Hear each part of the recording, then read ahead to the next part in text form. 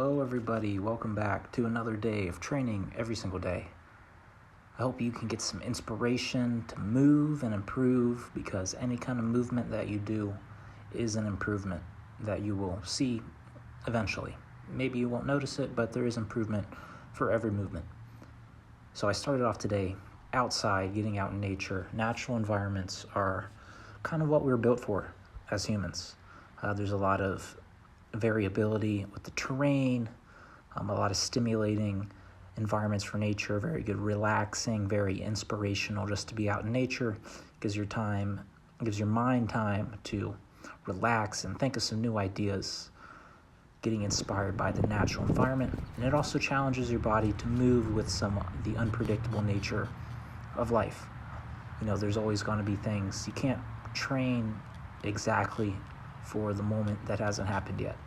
You just have to try to be general enough so when the situation occurs, you can handle it and you're capable enough for it. No matter how far along in the future is, there's always going to be some physical decline at a certain age, but you can always be better than if you didn't try at all. Your physical peak is around your 30s if you're a man and you train right. But it could be later. If you don't train up until your 30s, your physical peak could be whenever you reach your peak fitness. So it's different for everybody, but I would recommend getting out in nature, getting barefoot. There's grounding benefits. You can strengthen the feet. You won't have a lot of bunions, hammer toes, all sorts of foot problems that come along with having weak feet from being bound up in shoes with very narrow toe boxes. I started off today, with the hanging being a very natural movement, lots of benefits for the grip, aligning the spine, and building a lot of awareness.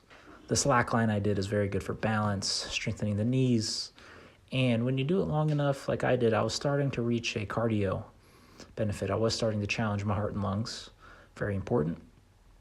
This right here is solely bodybuilding movement. Just trying to beef up the calves some. So I'm doing some calf raises with the deficit, really focusing on the eccentric, the lowering part, getting a nice stretch and contraction, very important for hypertrophy, building muscle. You want to lower it as slow as possible and being able to control it, get a nice contraction, a nice stretch. The stretch is the most important part for building muscle. But there is a lot of benefit to contraction work and other kind of works for building strength. So there's a lot of benefits here.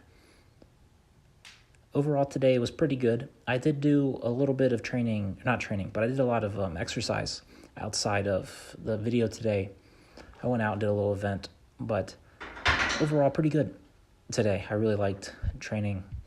A lot of good mobility session right here. Mobility in the upper body really stretches out the shoulders, the arms, the back, a little bit in the chest, but this is a really good movement.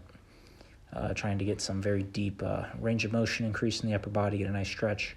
I can't do a lot because it's very intense to work your fullest range of motion, but I really do enjoy it. And if you enjoyed any of this, got inspired to move and improve, make sure to leave a like, make sure to comment, make sure to subscribe. It's the best way to support the channel. And I really do appreciate everybody who does all those things to help me out. Tonight was the nighttime stretching.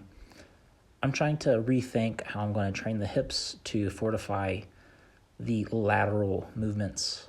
There's three planes of movement. You can do the frontal plane, forwards and backwards, lateral, out to the sides, and there is the rotational plane. All are very important. Make sure you're training all of them and not just one.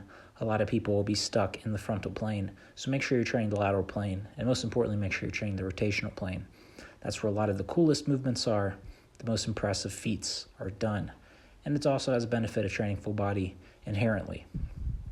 So I don't know if you can see it, but I am leaning into the wall here with the legs. So I'm trying to bend it into sort of a pigeon pose, a 90-90 position. Trying to branch out. My frontal plane and the hips are very good, very strong. And I think I really need to focus on fortifying some of the lateral sides to the hips. So I did both sides, leaning into it, each leg facing each direction, leaning to the side, really working out the glute and getting a nice stretch. I really recommend stretching at night along with getting in contact with the ground, really learning how to use the ground and make friends with the ground. A lot of people, stand. A lot of people sit in chairs, but not a lot of people ever touch the ground, sit on the ground, sitting on the ground. If you just sit on the ground, that will do a lot for your flexibility, mobility, and just overall health.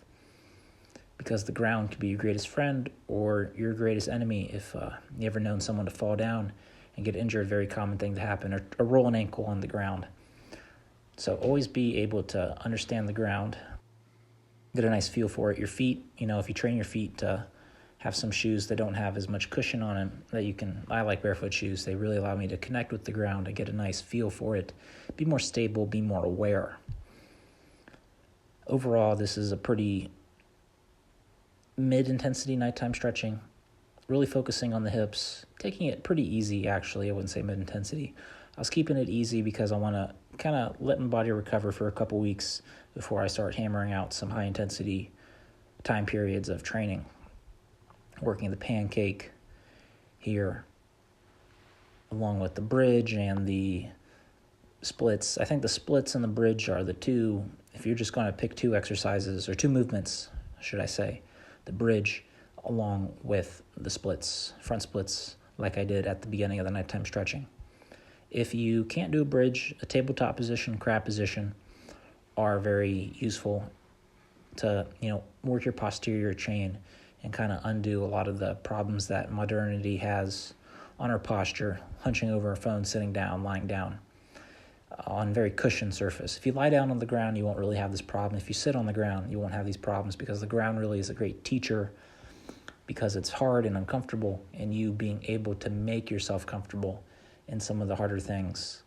Sitting in chairs and cushions really robs you of that ability, and I've really grown to appreciate being able to be comfortable, more comfortable with some difficult surfaces. Sitting on the ground, lying on the ground, even sleeping on the ground occasionally, it really feels like a massage almost. It really teaches you how to loosen up the bones, really, because your muscles hold your bones in place, and you really got to learn how to really control your bones and your posture, your alignment, and all that, working through your joints. So I'm training the fingertips and the finger strength. Start with your pinky and then work your way in.